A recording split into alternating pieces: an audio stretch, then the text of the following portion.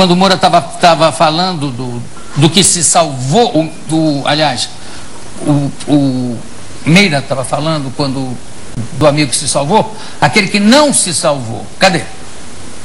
E cada um de nós, então, mergulhava e atacava uma palhoça dessas, que era um depósito de munição.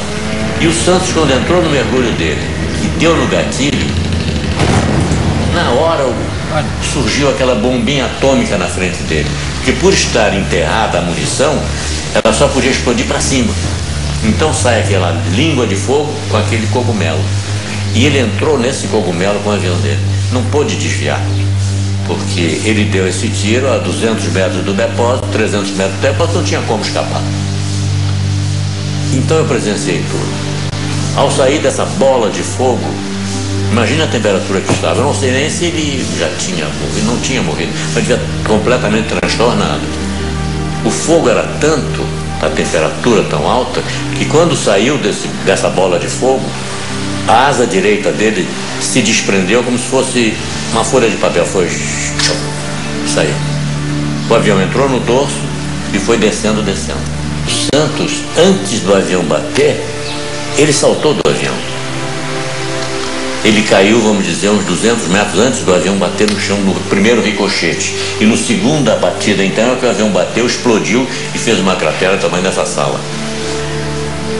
Deve ter morrido na queda, é lógico, ou talvez já estivesse completamente desacordado, com temperatura, cego, talvez, não sei. É difícil dizer. Agora, eu constatei nessa oportunidade que os alemães não enterraram o Santos. Eles estenderam o corpo dele, cobriram com pedras e puseram uma cruz que eu trouxe, está em Santa Cruz hoje, na base aérea de Santa Cruz, uma placa de bronze com os dados que ele tinha no dog tag, aquela identificação que nós tínhamos no peito. Eles puseram num bronze e puseram na cruz. Eu trouxe essa placa, tá aí. Então, aí é que eu vi que ele havia saltado do avião antes, porque eu não vi, não pude, naquela afobação, vendo o homem morrer, é demais, né? Não deu. E vamos ver agora o famoso inglês que recebeu tão carinhosamente o nosso Brigadeiro Moreira Lima. Cadê? Olha aí. Fora da RAF, ele percebeu que eu era inglês e isso e nada mais. E diz assim: você é brasileiro? Eu esperava tudo menos encontrar um sujeito da RAF falando português daquele jeito. Eu digo, yes. Ele, yes, coisa nenhuma, seu filho dessa. Como as mulheres de Copacabana ainda estão farreando muito. Peraí, de onde é que você é? Eu sou de Curitiba, sou filho do inglês, estou metido nessa guerra, não sei o quê. E depois dele ter sido, enfim, atendido na base, hospital da base e tal, nós fomos lá para clubes oficiais, onde eu lamento dizer que ele pegou um porre astronômico. Quer dizer, ele falou que a culpa foi sua, que não foi negócio disso. Vou obrigar. Como é, o Érico, como é que foi entrevistar essas pessoas todas? Infelizmente, não, mas nenhuma dessas pessoas aqui estão vivas. Nenhum desses aqui estão vivos, né? Quer dizer, vocês são realmente os sobreviventes, dois sobreviventes, né? E estão em plena forma. Você já falou que está com 89. 89. E você, Mira? 85. Muito. Mas estão, olha, ainda voam? Belinha ainda voa. Não, eu ainda voei ultraleve durante muito tempo, mas agora já parei. Já parou por quê? A pedido da família? De ordem da família. Ordem. E o curioso também, assim, é que a amizade deles vem desde antes da guerra. Então eles se conheceram bem jovens, né? E assim, eu falo que eu tenho um sonho, um dia fazer um longa de ficção. E eu já estou desenvolvendo roteiro e tudo, que é em cima exatamente, até conversei com o Brigadeiro Rui no início do ano, que a minha ideia é em cima exatamente dessa relação dos dois.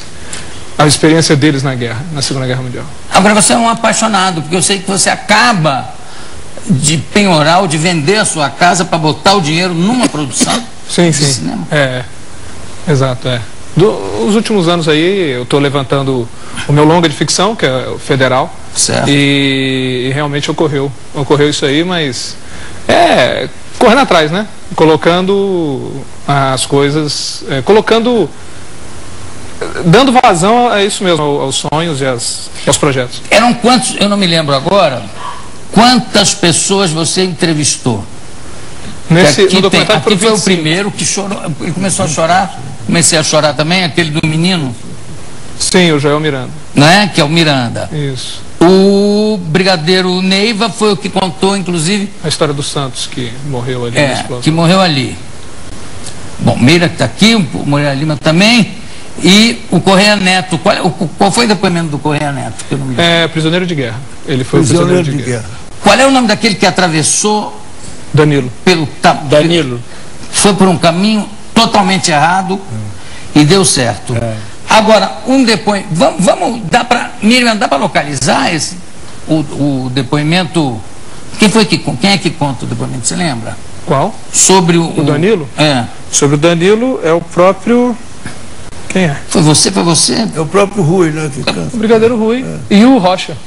E o Rocha, o comandante Rocha. Miriam, vê se dá para localizar e me avisa. Se por acaso já tiver no ponto, já me avisa. O que fez com que vocês se oferecessem como voluntários para ir para a Itália? Bom, primeiro, o país estava numa situação difícil. O nazifascismo começou a afundar navios brasileiros na costa do Nordeste. E chegaram a afundar 39 navios. Mataram mais de 1.500 brasileiros, a grande maioria civis, que nada tinham a ver com a guerra. Isso causou uma tremenda raiva, é claro, em todo mundo. E aí fomos obrigados a declarar guerra em 42, e a situação era difícil, porque os alemães vinham pela África em direção à América do Sul. E a expectativa é que viessem para o Brasil, que seria o único meio que eles teriam de chegar aos Estados Unidos pelo norte, eles não conseguiriam. Então houve aquele célebre acordo do Roosevelt com Getúlio, em que o Brasil se comprometeu a mandar uma força expedicionária, se comprometeu a deixar que os americanos usassem as nossas bases para poder fazer todo o caminho inverso, eles irem para a África pelo Brasil. Que era o ponto mais chegamos mais a ter próximo. 20 mil homens em Natal, decolava avião a cada 3 minutos para fazer frente a esse ponto. Aí o Brasil entrou então com o que chamaram a FEB, a Força Aérea Expedicionária, que em parte dela nós também éramos parte da força. O Exército mandou, não foi 5, nem 10, nem 15, o Exército mandou 25 mil homens, do qual 15 mil entraram em combate. E a Força Aérea mandou uma unidade aérea, que nós chamávamos de grupo, mas por americano era um esquadrão, que treinou nos Estados Unidos, chegou na Itália e foi incorporado ao 350 Grupo Americano, como 4º esquadrão. E isso deu uma tal amizade entre todos,